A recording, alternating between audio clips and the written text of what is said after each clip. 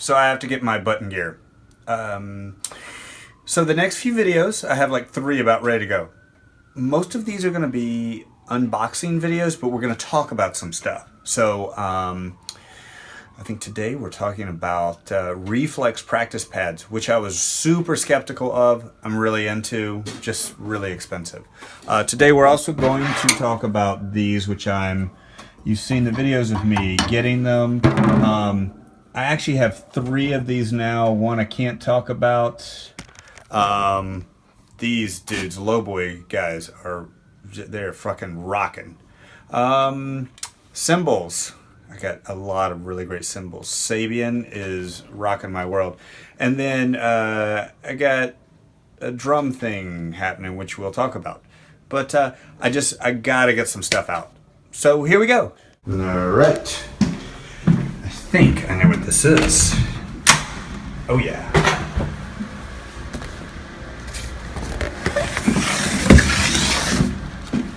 Okay, so I've been waiting on a box of Sabian stuff for a minute, and it finally has arrived. I'm really stoked. Some of the newer stuff, finally just got around to calling and getting some ordered. So here we go. You have to really be careful with these boxes when they ship them, because they don't use packing tape. They use these metal staples. And they're not fun to get in your hand, and they're also not fun to step on if you accidentally leave one on the floor. Okay, so, nice. So the first thing is, I lost mine, an aluminum bell. All right. Pair of hi-hats. So I got a pair of the Artisan light hats.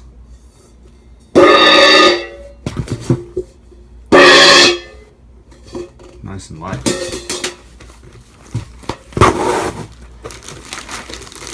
And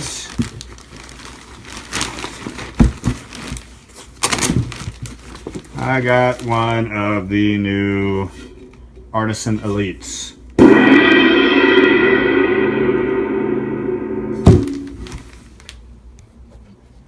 So I'll let you know how these are.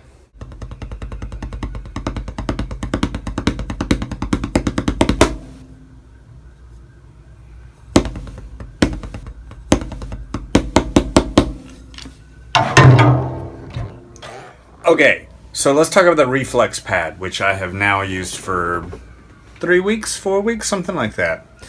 I have to say I was originally skeptical, but I like it. Okay, so let's talk about pads in the past that I have used. So the first one is the one we all know and love, the Evans Real Fill. I think this is pre-Evans. But I think I've owned 5 or 6 of these, ranging from the oldest one that a dog ended up destroying to this one. Okay, these are great. They are heavy, hard to travel with, and they give you an unrealistic bounce in many aspects. I feel like I can launch a stick off of it into the atmosphere. But they're still good, okay? So it's great.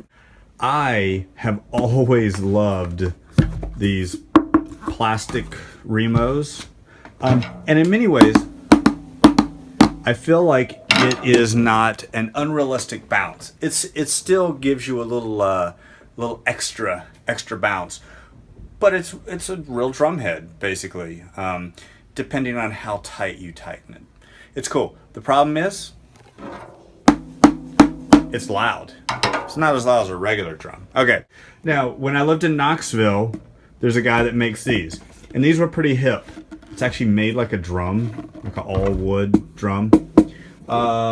They feel better. It's loud. You can actually, some of these have contact mics in them, and you can use them as triggers. Still dealing with that top layer of rubber. It's a thinner piece of rubber. It's still pretty good.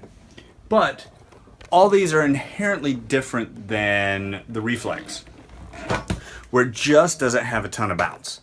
So the first thing I love, I don't even know where is it? Oh. First thing I love, it's quiet. Two sides. You've got, I mean, they're thick, spongy. This side is virtually no bounce at all. Looks just like straight up heavy duty foam rubber. This one is a little more bounce, but you have to work at it. So I wanted to work on my hands. Actually, I'm kind of in between some touring and stuff. And so the book that I have chosen is this really great, probably less known Nick Ceroli book called Speed and Endurance Studies. And I have to say that spending some time on the Reflexx pad and then going to a drum or any other pad, you instantly are clean. If you can make it sound all right on the Reflexx pad, it's going to be really easy on anything else. And especially a drum that gives you lots of bounce, unless you're using a snare that's super dead. It's been a few weeks since I recorded the first little bit of the Reflexx stuff. Again, I'm really into it. I'm into the amount that you have to work on it. And it really, I feel like it strengthens your hands. I do have to watch out with traditional grip. It kind of, a couple times I've had some fatigue, but definitely not as much as, say, a real fill. Sometimes those really, within 30 minutes of really working out, they can cause some issues. Anyways, I hope these guys do well. I'd love to have another one that I could travel with, but it's $75 a pop. I don't think that can happen. So I'm sure you've seen them on videos or whatever. Low boy beaters. There's, I think, 4 versions. You've got, these two, and then the half versions. Felt and leather. So I like the full versions. In talking to Jeremy ages ago at Lowboy, my idea is I love vintage style beaters because they're heavy, and I feel like they engage the head. And I don't use muffling, so I don't really want pop. I want tone. So if you kind of have like some weight behind something that's a little on the softer side, you get a little bit of attack. You also get lots of tone. Anytime you look at these are all vintage, anywhere from 30s to 60s. This is an old Ludwig. This is more 40s. It's big, you know, and it's super heavy duty. It's a little soft on the top. What is this? That's a later model Ludwig. And that, oh my God.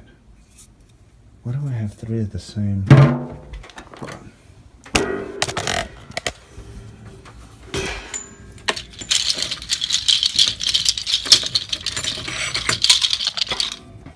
That's a different one. Anyways, they're all heavy.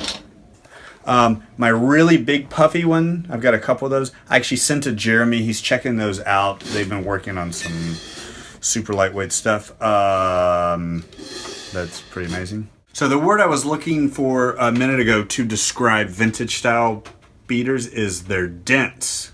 I'm pretty dense because I couldn't remember that. But dense. And so these, the full ones, I feel like are dense. So what I've got now is the leather one. Pretty rocking. Again, I don't think you're going to be able to hear the difference between on the phone, and I got to come up with a better thing. If I'm going to talk about like hip stuff, like sounds, I would think I'm going to do some better mics. Anyways, a little more articulate. Good low end. It's a good roundabout of everything. It feels a little stiff to me. It feels a little more rock and roll, and that's cool. I just want something a little lighter that I can feather if I need to. It's a little hard to feather at all times with this, because it's leather, it's hard. All right, so we have the felt on. Much easier to get a little more rounder sound. It's easier to feather it, but still, you can get a really nice, big, articulate sound. The felt is my favorite. I have a buddy that has one of the half ones, the smaller ones. I'm into it. I like a little heavier pedal. I really love what Jeremy and all the guys at Lowboy Beaters are doing. I feel like they've paid attention to an item that not a lot of attention goes to, especially for the guys that want a little bit better sound. I think the rock guys have had beaters covered. You've got your heavy wood, your ultra space age plastic, but nobody that's really thinking about sounds. And he's got some good guys that are giving him some great information. I can't wait to see what they come up with. So if you have any questions about this stuff, please email me, contact me, and I can do a better kind of review. I feel like when I do these comprehensive reviews, I get so in my head, I know what I like. I don't do a great job of explaining. Also, I try to keep these vlogs short when I do them. They've been really short lately. I haven't been doing them. I don't want to bore anybody to tears, but my comprehensive reviews they're a little bit like Casey Neistat's reviews. They scratch the surface. Anyways, yeah, more to come.